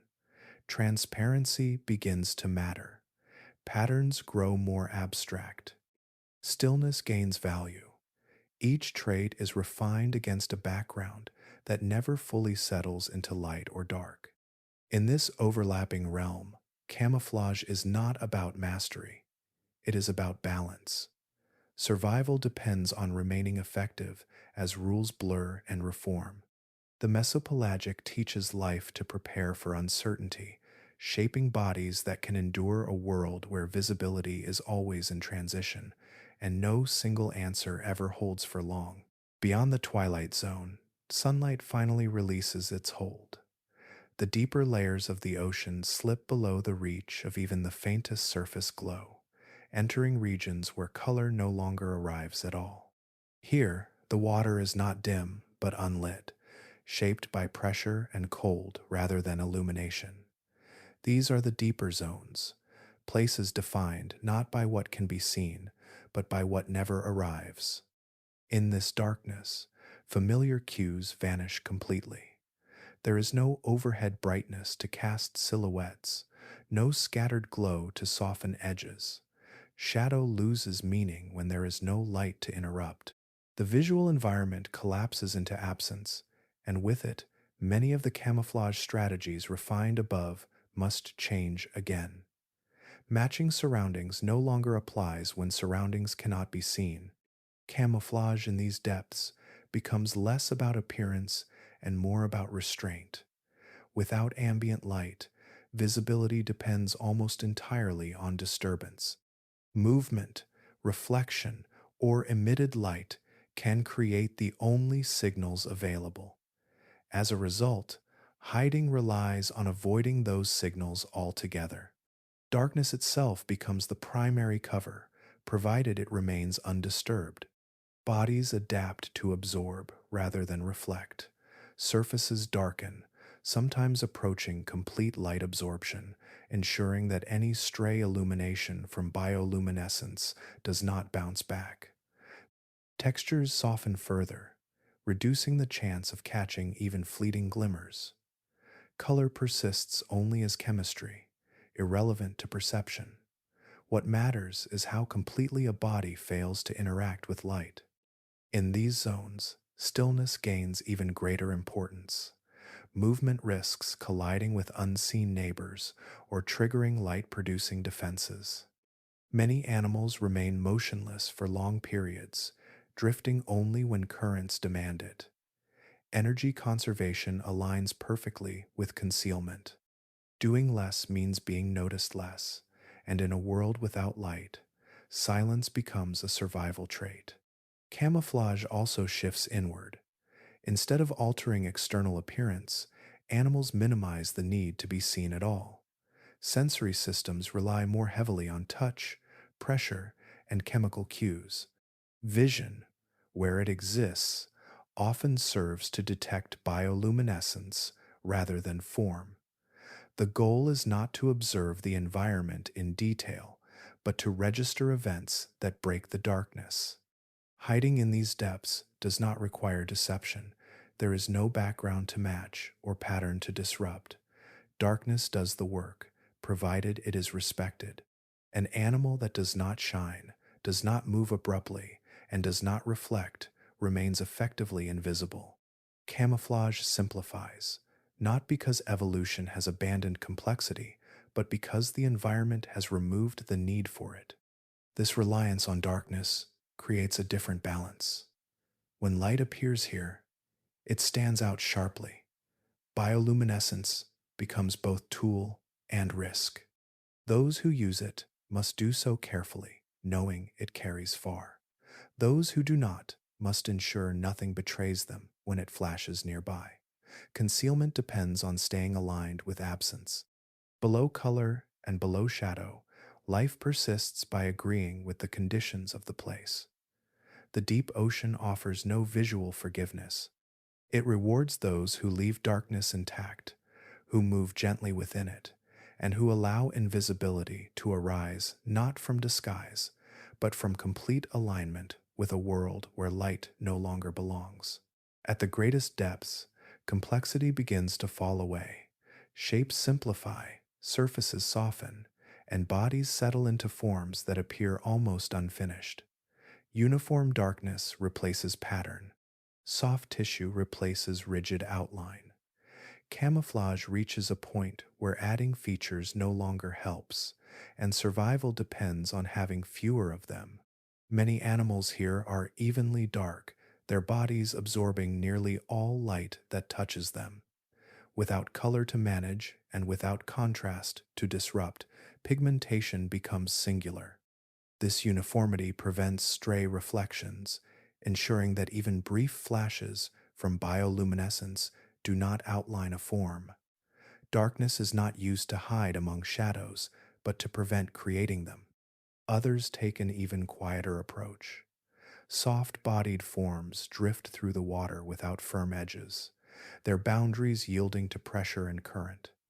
Gelatinous tissues blur the line between organism and environment. These bodies do not scatter light sharply or interrupt water flow in obvious ways. They exist as gradients rather than objects, difficult to resolve even when illumination appears nearby. In these zones, complexity becomes a liability. Sharp angles catch light. Rigid structures cast shadows. Elaborate appendages increase the chance of disturbance.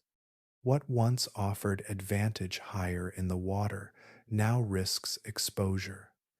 Evolution pares away anything that creates unnecessary interaction with the environment. The safest body is the one that does the least. Simplicity also conserves energy. Food is scarce and unpredictable. Maintaining pigments, structures, and active camouflage systems carries metabolic cost. By reducing complexity, animals lower those costs while also reducing visibility. Less tissue means fewer surfaces to reveal. Fewer movements mean fewer chances to be noticed. Efficiency and concealment align completely. This does not indicate a loss of refinement. Simplicity here is precise. Ultra dark skin is not merely black, but structured at microscopic levels to absorb light effectively. Soft bodies are not fragile accidents, but stable designs suited to pressure and darkness. What appears minimal is often the result of careful evolutionary tuning. Behavior follows the same trend. Movement is slow or infrequent. Feeding strategies rely on ambush or passive collection rather than pursuit. Sensory systems focus on detecting vibration or chemical change rather than visual detail. The animal remains present without announcing itself, functioning within the limits imposed by its environment. Survival in this darkness does not reward excess. There is no benefit in standing out, signaling, or displaying. There is only value in continuity, in remaining unremarkable within a space where any signal travels far. Simplicity ensures that nothing unnecessary escapes into the water. When camouflage becomes simplicity, it reflects a final agreement with the deep. Life no longer attempts to outwit light or perception. It steps aside from them entirely.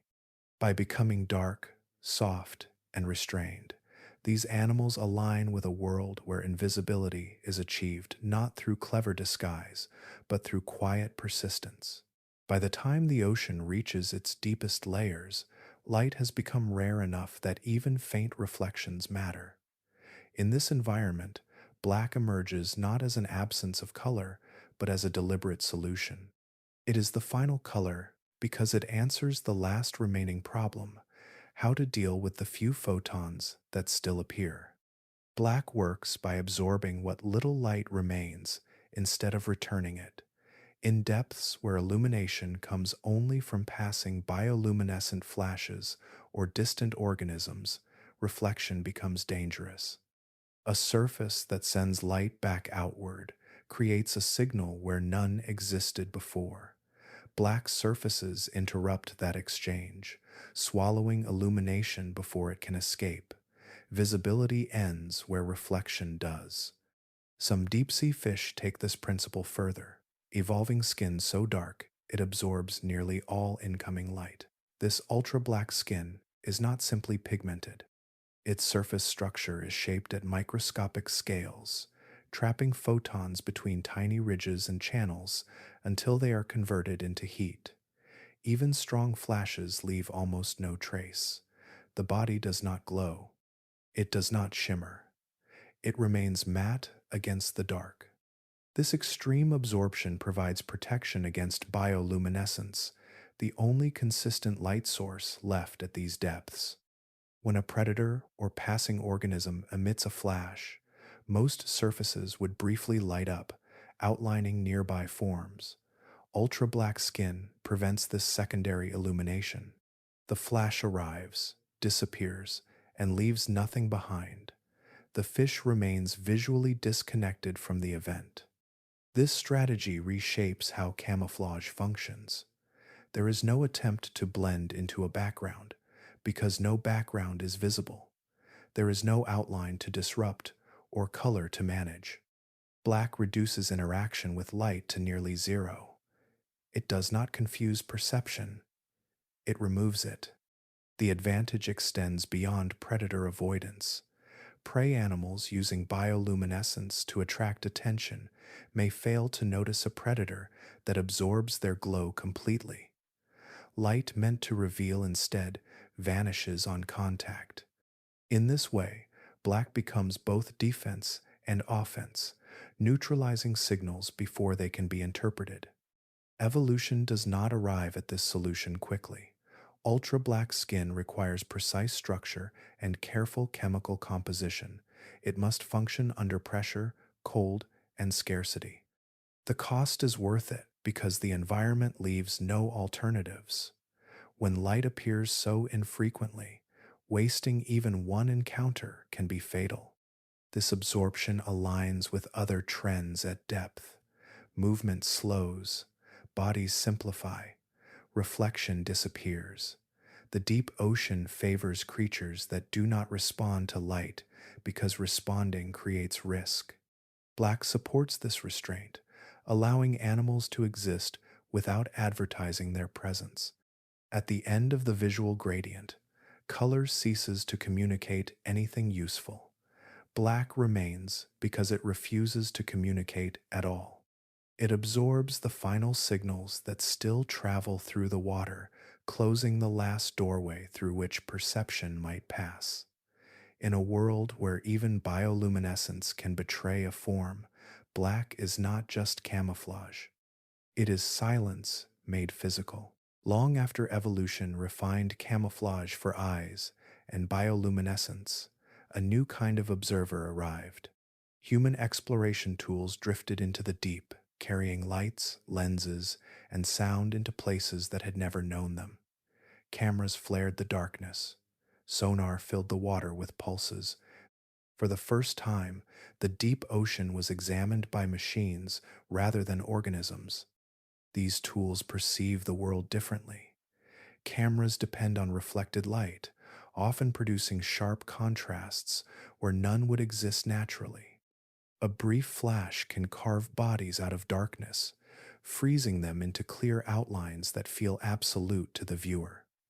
Sonar does not see at all. It measures distance through echoes, mapping form through sound rather than light. To these systems, the ocean reveals a different version of itself. Deep sea animals interact with these sensors incidentally, not intentionally. A fish that vanishes visually may still appear clearly on sonar. A soft-bodied organism that absorbs light may register as a delicate shape when sound waves pass through it. These detections can feel like failures of camouflage, but they are not. They simply reveal that camouflage was never meant to address these signals. Evolution shaped concealment for natural observers. Predators and prey relied on vision, motion detection, and bioluminescence long before machines entered the water. Camouflage evolved to manage light that flickers briefly, angles that shift slowly, and eyes that interpret imperfect information. Sonar pulses and camera strobes do not behave like living perception. They impose artificial clarity. Even so, many adaptations still reduce interaction with sensors. Soft tissues scatter sound less sharply than rigid structures. Gelatinous bodies leave faint sonar returns. Ultra-dark skin minimizes glare from artificial lighting, preserving invisibility even when machines intrude. These effects are side benefits rather than intended defenses. Cameras exaggerate reality. A brightly lit image compresses depth, enhances color, and removes context. An animal that looks vivid on screen may be nearly invisible in its natural setting. Human observation often mistakes this clarity for exposure, assuming that what can be seen easily must be obvious where it lives. The deep ocean rarely operates that way. Sonar introduces its own distortions. It outlines shape but ignores texture and color. A drifting body may register clearly without conveying behavior or intent. Predators in the deep do not hunt this way. They do not map objects through echoes alone. Camouflage never evolved to counter an abstract silhouette detached from visual nuance. This mismatch reminds us that deep-sea camouflage evolved without us in mind. It responded to consistent pressures over immense time. Machines arrived abruptly and temporarily. Animals did not adapt to sensors because sensors are not selective forces that determine survival. They observe, but they do not hunt. In this context, Being detected by technology does not mean being exposed ecologically. A creature can be perfectly camouflaged within its world and still appear clearly to ours. The deep ocean does not accommodate our methods of seeing. It reveals itself on its own terms. Camouflage remains faithful to the conditions that shaped it. It is tuned to eyes that blink, light that fades, and signals that matter biologically. Sensors may peer deeper than any organism ever could, but they do not redefine concealment. They simply remind us that the deep was never designed to be seen by anything like us. Our eyes are trained by a bright world.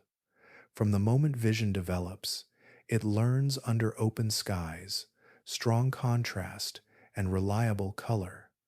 Patterns make sense because backgrounds stay consistent. Edges remain visible because light behaves predictably. This training shapes expectations so deeply that it becomes invisible to us. When we look into the deep ocean, we carry those expectations with us. Human vision favors contrast and color separation. It looks for outlines, symmetry, and familiar proportions. When those cues are missing or altered, the brain fills the gap by exaggerating what remains. A faint boundary becomes sharper in perception. A slight difference in tone becomes meaningful. In the deep sea, this bias creates the illusion that many animals are exposed or poorly hidden, when in fact they are adapted to conditions our eyes rarely experience. Cameras intensify this distortion. Artificial lighting introduces a kind of clarity that does not exist naturally at depth. Strong beams carve through darkness, creating shadows, highlights, and color where there would normally be none. The image that results feels definitive, almost instructional, as though it represents the true appearance of the animal. In reality, it replaces a subtle environment with an engineered one. This process exaggerates contrast. Surfaces that would absorb faint natural light become reflective under strong illumination. Colors that serve no visual role in situ suddenly appear vivid.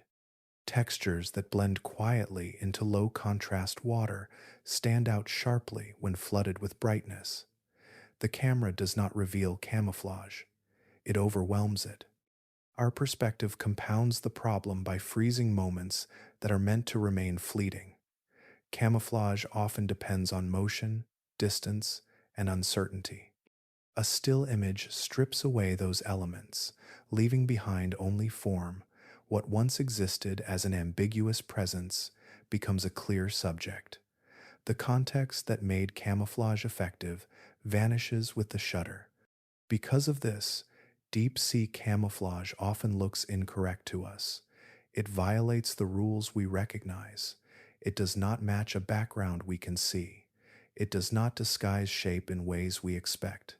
It may even appear counterproductive. These judgments arise not from failure of adaptation, but from misalignment between environment and observer. Our view of the deep ocean is brief and artificial. We enter with lights, record with sensors, and leave. The animals remain within gradients of darkness and motion that cameras cannot fully capture. What we perceive is a translation, not a direct experience. This incompleteness matters. When we assume visibility equals vulnerability, we misread survival strategies. When we equate brightness on screen with conspicuousness in life, we misunderstand selection pressures. Deep sea camouflage evolved within constraints we do not share. It answers questions our environment never asks. Seen through our tools, the deep looks strange. Seen within its own conditions, it is precise. Camouflage that appears wrong to us works exactly as intended. It reminds us that perception is shaped by place, and that understanding requires recognizing the limits of our own eyes. Long before eyes capable of recording arrived, camouflage was already deep into its work. For nearly all of its history, the deep ocean existed without witnesses, shaped only by the quiet exchange between predator and prey. No one watched patterns fail or succeed. No one documented gradual refinements. Selection acted in darkness, uninterrupted by observation. Camouflage evolved across timescales that resist intuition. Small advantages accumulated across thousands of generations, each step almost imperceptible on its own. A slightly darker surface, a softer edge, a slower movement timed more carefully to the water around it. These changes were not responses to sudden events.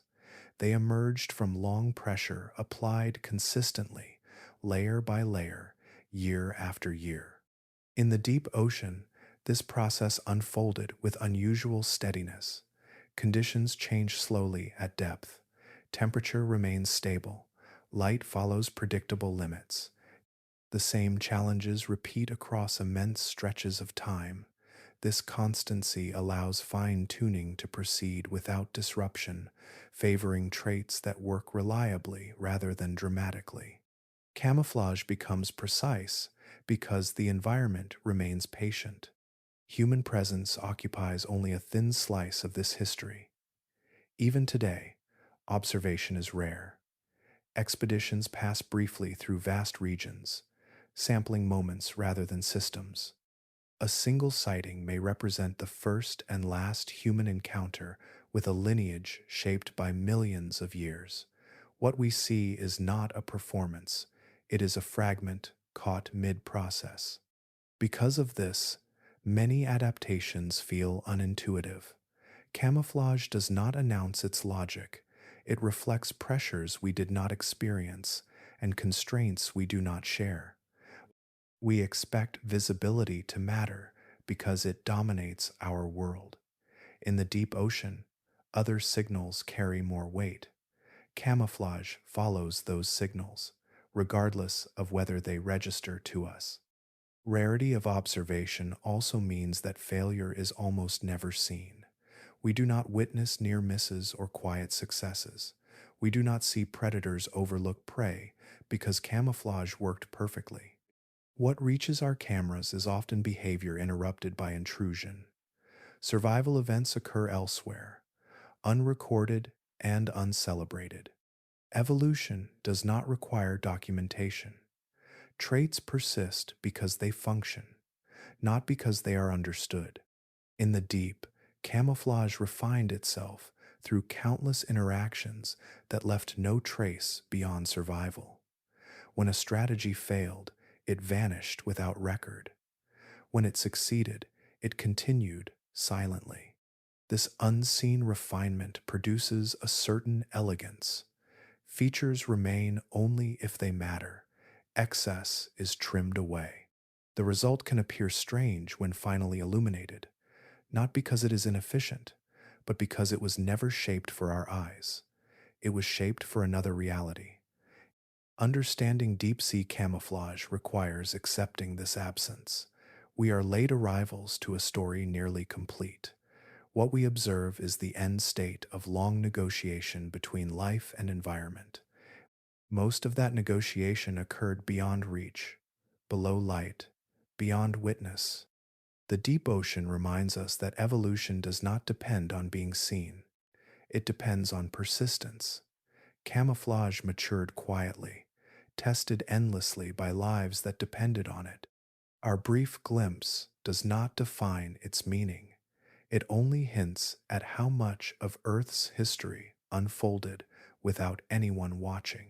By the time this descent reaches its quiet end, camouflage has revealed itself as something far larger than color.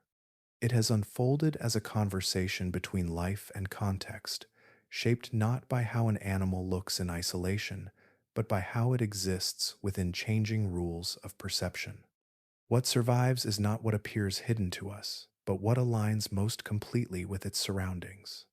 As depth increases, those surroundings do not merely darken, They reorganize reality itself. Light thins, fragments, and finally disappears. Motion becomes louder than shape. Stillness gains weight. Signals that matter near the surface lose relevance, replaced by others that carry farther in water than in air. Each layer rewrites what it means to be seen. Camouflage evolves by following those rewrites faithfully. In shallow water, disguise borrows familiar strategies, matching color, echoing pattern, dissolving into background. Lower down, those tools become unstable. Vision weakens before darkness arrives, contrast fades before shape, and camouflage adapts long before our intuition expects it to. Transparency rises where color fails. Pattern replaces pigment when brightness can no longer be trusted. Movement slows as even subtle disturbance becomes noticeable. Deeper still, camouflage sheds complexity entirely. Darkness itself becomes protection. Black absorbs the last traces of light. Soft bodies reduce interaction. Silence replaces display. Nothing here attempts to impress or deceive. Survival depends on minimizing presence rather than manipulating appearance. Seen from the surface, this progression can feel alien. Bodies look unfinished, colors appear wrong, shapes seem exposed, yet these judgments reflect our habits, not biological failure. We are trained by a narrow slice of Earth's conditions. Our eyes expect light to behave consistently, space to offer reference points, and vision to dominate awareness. The deep ocean quietly removes those expectations one by one. Camouflage in this world does not conceal reality, it conforms to it. Each adaptation accepts the environment as it is, rather than resisting it. Life does not attempt to impose familiar rules on unfamiliar conditions. It adjusts until those conditions become ordinary. What appears strange is simply honest adaptation in a place that does not cater to surface intuition. Human observation arrives late, illuminated by machines and brief intrusion. We record moments stripped of their natural context and wonder why they feel discordant. The answer is not that the deep ocean breaks rules. It reveals which rules were never universal. In this way, the deep ocean serves as a quiet mirror. It shows how dependent our understanding is on circumstance. When light, motion, and reference dissolve, assumptions unravel with them. What remains is not chaos, but coherence under different terms. Camouflage becomes a lesson in humility. It reminds us that perception is local, shaped by environment and history. The deep ocean is not strange because it defies logic. It is simply honest about how fragile our expectations are and how adaptable life becomes when reality demands that honesty in return.